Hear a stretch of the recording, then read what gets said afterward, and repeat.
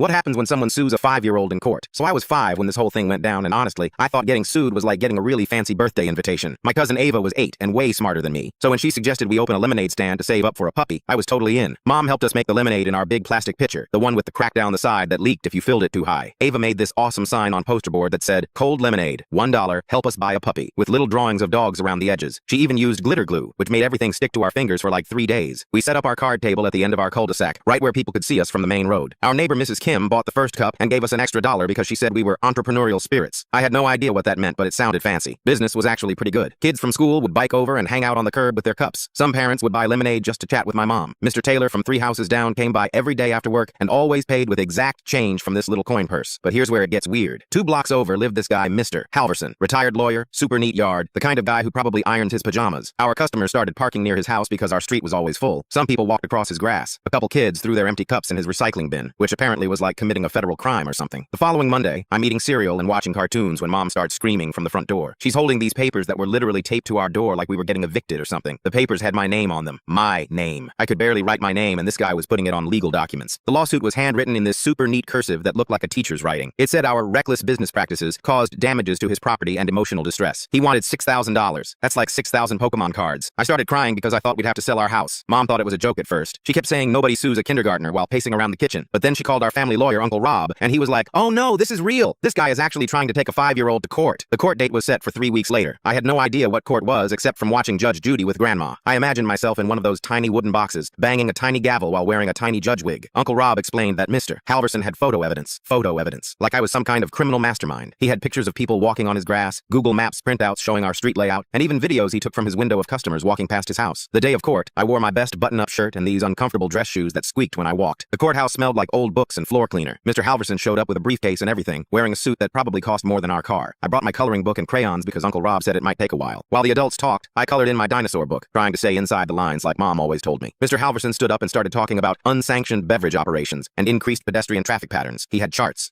about our lemonade stand. The judge kept looking at me coloring my T-Rex and then back at this grown man with his poster boards. Uncle Rob was way cooler though. He brought printouts from our neighborhood Facebook group where everyone was talking about how cute our stand was. Mrs. Kim had posted pictures of us with our sign. Even the mailman commented saying we brightened his day. Uncle Rob also had this petition with 52 signatures calling the lawsuit completely ridiculous. The judge looked at all Mr. Halverson's evidence, then looked at me trying to color inside the lines of a triceratops and just shook his head. He dismissed the case right there, just like that. Mr. Halverson's face got all red and he started stuttering about property rights. But here's the best part. Uncle Rob helped us file our own paperwork. Not for money, but to make Mr. Halverson stop bothering neighborhood kids. It was like our own superhero moment. The whole thing ended with our lemonade stand getting moved to the school parking lot. The PTA loved us. We made enough money for the puppy, a golden retriever we named Justice because Uncle Rob thought it was funny.